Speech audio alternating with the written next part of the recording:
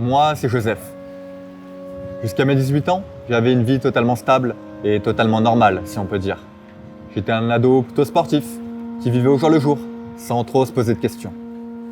J'avais des parents qui m'aimaient, une santé en béton. Je voyais la vie comme une belle fleur aux pétales colorés. J'allais passer mon bac ES, et là, en quelques jours, tout s'est effondré autour de moi. Le 21 mai 2014, je reçois un appel et on m'annonce que mon père est mort d'une crise cardiaque. C'était mon plus grand repère, ma plus grande source de motivation dans la vie. Comme si c'était pas suffisant, ma grand-mère décède quelques jours plus tard et ma mère tombe malade. Ça m'a d'abord fait un énorme choc. Je ne comprenais pas comment on peut passer d'une vie heureuse à une telle situation. J'ai tenté de rester fort et de continuer mon chemin, mais jour après jour, je me suis senti seul et totalement perdu. J'avais cette douleur au fond de moi et elle était tellement forte qu'elle a provoqué ce qu'on appelle une dépression. Dépression, c'est cette sensation de douleur interne que seul toi peux ressentir. Alors, pendant 2 années entières, j'ai perdu le sourire, perdu goût en la vie. Je savais même plus qui j'étais en réalité. J'étais tout juste majeur et j'avais l'impression d'être cette fleur qui perdait tous ses pétales. J'ai arrêté le sport, je me suis éloigné de mes amis, j'ai mis tous mes objectifs à la poubelle. Évidemment, j'en parlais à personne, par peur d'être jugé. Ça m'a pris 24 mois, mais avec de l'aide et de la volonté, je me suis relevé. Depuis cette période, j'ai compris que je ne pourrais pas changer le passé. Par contre, je peux faire en sorte qu'aucune personne ne répète les mêmes erreurs que moi.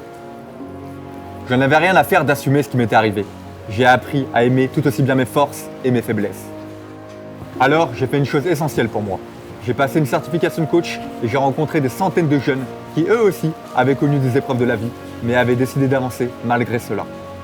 Ils avaient tous des excuses parfaites pour abandonner, mais ils étaient là, à chercher des solutions et à avancer ensemble. J'aimerais ouvrir les yeux à tout le monde. Il ne faut pas avoir peur de ce qu'on va vivre. Tu peux perdre plusieurs pétales et rester debout. Le plus important, c'est pas les événements qu'on va vivre, mais la manière dont on va réagir. Je vais te dire une chose, ça sert à rien de faire semblant que tout va bien pour le regard des autres. Parfois, on publie des dizaines de photos sur les réseaux et on prétend être heureux. Mais est-ce que c'est vraiment le cas au fond de toi? On a le droit d'être triste, on a le droit d'être en colère, on a le droit de crier et même de pleurer. Faut juste arrêter de refouler nos émotions et commencer par les accepter et les partager. Je comprends que tu sois perdu dans la vie.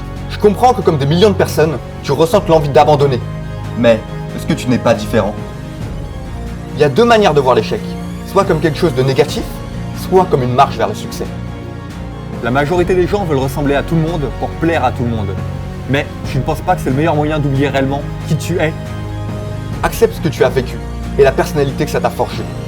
Il n'y a que comme ça que tu pourras aller de l'avant. Je vais te dire qui tu es. Tu es cette personne qui ne soupçonne pas encore de quoi elle est capable. Cette personne qui a toujours cette lumière qui scintille au fond d'elle. Cette lumière qui ne demande qu'à briller. Alors, donne-lui cette chance, maintenant. Si ce message est important pour toi, je te laisse partager la vidéo à toutes les personnes qu'elle pourrait toucher.